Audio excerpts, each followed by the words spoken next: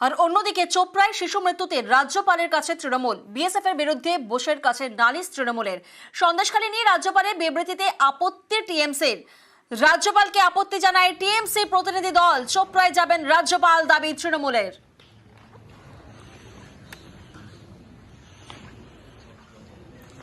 চোপড়ায় শিশু মৃত্যুতে রাজ্যপালের কাছে তৃণমূল, বিএসএফ এর বিরুদ্ধে রাজ্যপালের কাছে নালিশ তৃণমূলের।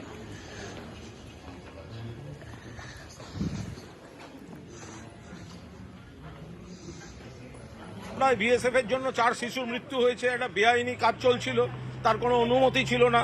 তো সেই জায়গায় দাঁড়িয়ে আমরা রাজ্যপালকে বলবো, চলুন আপনি এদিক ওদিক যান, তো চোপড়ায় চলুন। এটা কেন্দ্রীয় স্বরাষ্ট্র দপ্তরের অধীন, অমিত শাহ দপ্তর। বিএসএফ এর বিরুদ্ধে বিভিন্ন অভিযোগ আসছে, কখনো গুলি করে মানুষ মারছে, কখনো অন্যান্য অভিযোগ আসছে, এগুলো আসছে।